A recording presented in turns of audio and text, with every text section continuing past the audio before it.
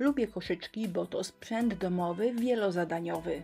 Można w nim trzymać słodycze, piloty, biżuterię albo na przykład niektóre kosmetyki. Albo można go dać w prezencie i niech sobie już nowy właściciel trzyma w nim co tylko dusza zapragnie. A dzisiaj koszyczek w stylu skrajny romantico. I jakby dla kogoś tego lukru było za mało, to jeszcze dorobiłam 2 serduszka. Koszyczek nieduży, zgrabniutki, drewniany przemalowałam na biało. A właściwie to загruntowałam, bo tutaj nie chodziło o to, żeby był idealnie biały, ale o to, żeby powierzchnię drewna zagruntować. Gdy wysechł, wyszlifowałam i zabieram się za kompozycję. Z każdej strony na środku będzie taki romantyczny portrecik i on ma pasować do rameczki, a rameczka jest wykonana z tektury.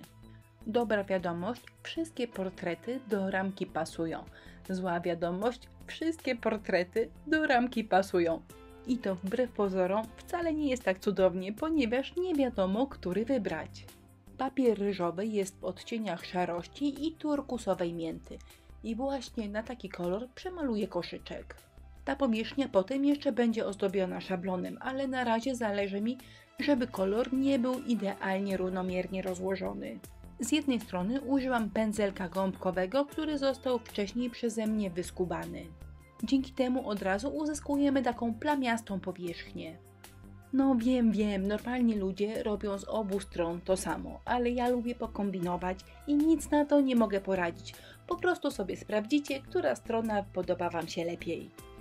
A środek po krótkich przemyśleniach doszłam do wniosku, że będzie ciemnoszary, taki kontrastowy i że to będzie ładnie i elegancko wyglądało.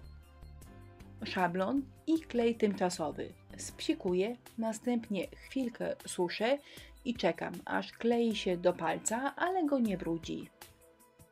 A do malowania użyję farby akrylowej białej oraz pędzelka do szablonów. Jeżeli tak jak ja kochacie szablony, to klej tymczasowy jest absolutnym must have. Ja wiem, to nie jest tani gadżet, ale raz kupiony wytrzymuje z nami kilka lat. Mój ostatni skończyłam po 5 latach, więc nie wychodzi finansowo źle. Działa jak trzecia ręka, a na dokładkę zapobiega podciekaniu farby pod szablon. No i jak raz popsikam szablon, to tego kleju tymczasowego wcale nie zmywam, bo po co? Oczywiście sam szablon myję, ale tylko tą stronę z farbą, natomiast klej zostaje i przy następnej pracy już szablon jest klejący. Szablon gotowy, teraz rozplanuję obrazek i przykleję papier ryżowy. Zaznaczam miejsce na portret oraz obrysowuję ramkę i naokoło w oku ramki zrobię cień, żeby jasne tło nie prześwitywało między zawijasami w ramce. No nie wiem, może niepotrzebnie, ale ja lubię zamalować tło w ramce, bo wydaje mi się, że ona wtedy lepiej odbija od tła. A portrety z papieru ryżowego normalnie wycinam i przyklejam klejem do deku. Smaruję powierzchnię, przykładam portrecik i klejem zasmarowuję od góry. Jeszcze w środku na tej ciemnej szarości dodam kropeczki, żeby wyglądała troszkę bardziej optymistycznie, a gdy wyschną, całość przemalowuję lakierem. Lakier akrylowy matowy, jedna grubsza warstwa albo 2 cieniutkie. Dobre zabezpieczenie lakierem pomoże naszej pracy przetrwać przez wiele lat w bardzo dobrym stanie. Tekturową rameczkę przemalowuję na biało i delikatnie przyciemniam jej boki. Gdy wyschnie, klasyczną konturówką białą poprawię wszystkie zawijasy. Zależy mi na efekcie 3D. No cóż, konturówka jest błyszcząca, ramka jest biała i zupełnie nie widać, jak ten efekt 3D wygląda. Po prostu musicie mi uwierzyć na słowo, że wygląda fajnie. Przed chwilą ramkę pomalowałam na biało farbą głęboko matową. Natomiast konturówka, jak wspominałam, jest błyszcząca i to naprawdę bardzo fajnie i ciekawie wygląda. No ale cóż, staram się Wam pokazać, a w kamerze nic nie widać. Ramkę przyklejam Express Glue, a gdy złapię do środka, do ramki, wlewam lakier akrylowy błyszczący. Ten lakier ma super moc samopoziomowania, więc wystarczy wlać, rozprowadzić i gdy wyschnie, ta powierzchnia powinna wyglądać bardzo ładnie.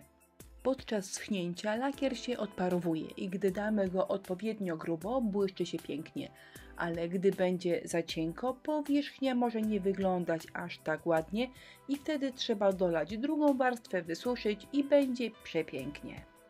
U mnie z jednej strony wyszło ładnie, a z drugiej tak średnio najeża, ale niech już tak zostanie. A teraz przyszła chwila na bajerowanie. Dorobiłam cień do rameczki, a teraz dorabiam cień do szablonu.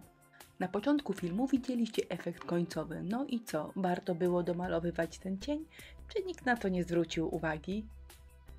A teraz jeszcze trochę postarzę, jeszcze trochę pochlapię, bo za chwilę dodamy całości odrobinę luksusu. Bo właśnie wbiegają na scenę dawno nieużywane, dawno niewidziane perełki w płynie.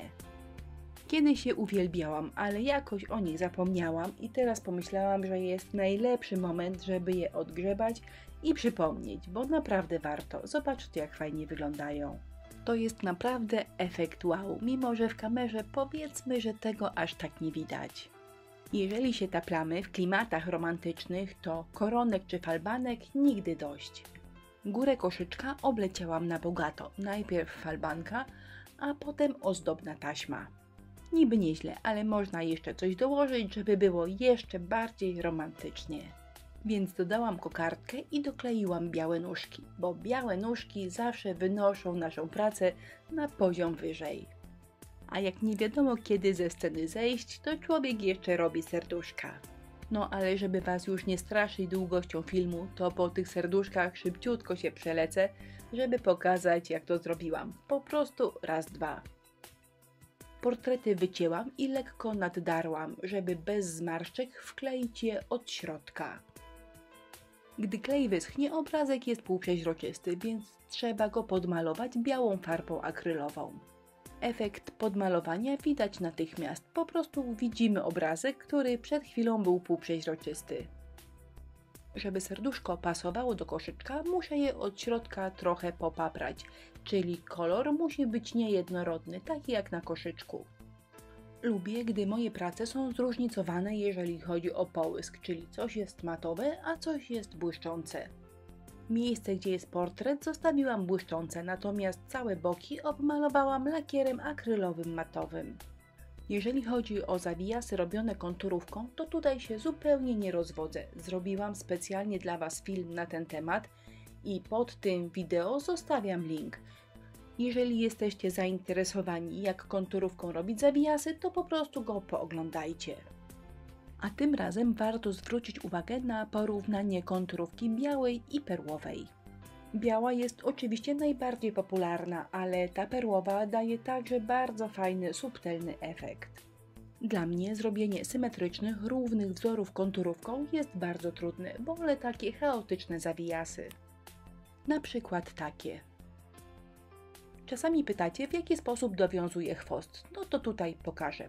Najpierw go przewlekam, a potem dowiązuję i doklejam do taśmy. A potem całość doklejam do serduszka. Naprawdę to się tak trzyma, że chwost jest nie do oderwania.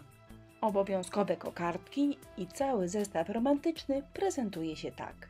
Może zacznę od serduszek. Zwróćcie uwagę, jak fajnie wygląda matowa część, na której są zawijasy, w porównaniu do błyszczącego portretu. A na tym serduszku z jednej strony jest konturówka perłowa, a z drugiej biała. No i koszyczek. Zacznijmy od tego, co tygrysy lubią najbardziej, czyli od kropeczek. Z tej strony wlałam troszkę za mało lakieru. Powinnam potem nalać drugą warstwę, żeby błyszczało się ładniej, ale myślę, że wstępnie nie jest źle. Z tej strony portrecik błyszczy się ładniej. No cóż, miało być krócej, miało być 5 minut, a jest jak zwykle.